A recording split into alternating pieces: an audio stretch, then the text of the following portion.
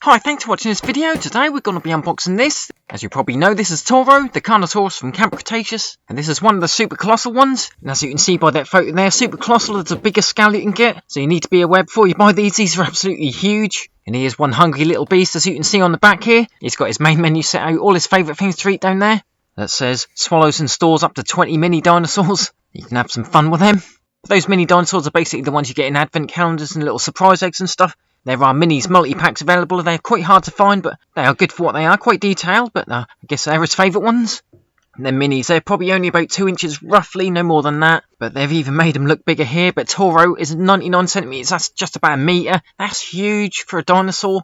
You got to think in this box, that's not all put together. You got to snap both them legs in and put the tail in as well. But that tail section is quite a big piece on its own. You do have to think, where's this going to go?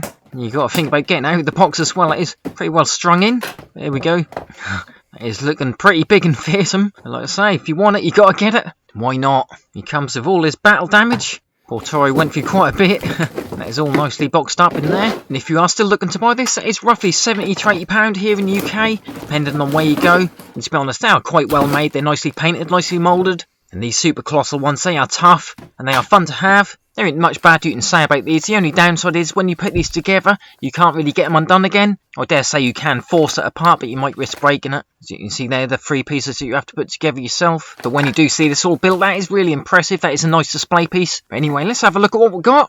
This looks pretty horrific at the moment. Look like lumps of meat everywhere. I think I'm going to have a bit of a job getting all this in on the screen. Well, you get to see the feet at least.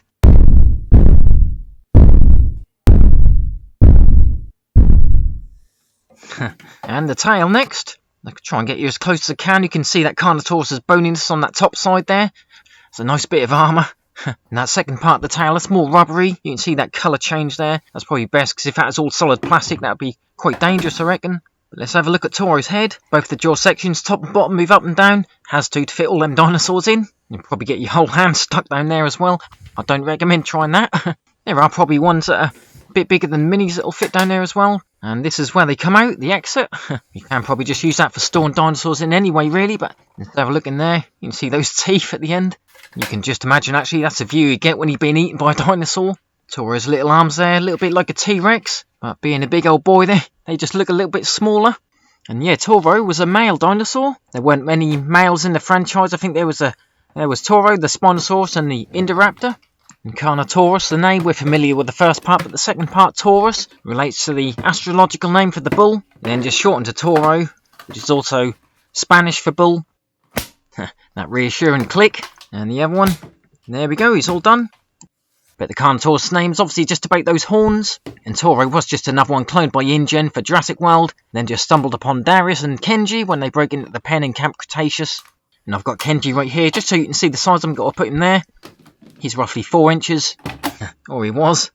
There you go, there he is again. I think Kenji would have probably found that quite humiliating. Let's have a quick look around. You can see he's got a lot of battle damage. You probably would have think he's old, but he's probably quite young. He's just had a bit of a hard time. He's absolutely covered with cuts, burns, scratches, holes, dents. But they give him some nice nails though. But Toro was actually meant to appear in Jurassic World Dominion instead of the Carnotaurus with the broken horn, if you remember that one. But the producer decided that Toro didn't really fit in with the Dominion story, so he was cut from the film, sadly. But he's a brilliant character. He's definitely one of my favourites. You can see him right from Season 1, just about every season so far. Anyway, let us know what you think also. Write anything in the comments down below. And I hope you like this little video of the super colossal Toro. And thanks very much for watching, and please do subscribe, and hopefully I'll see you next time.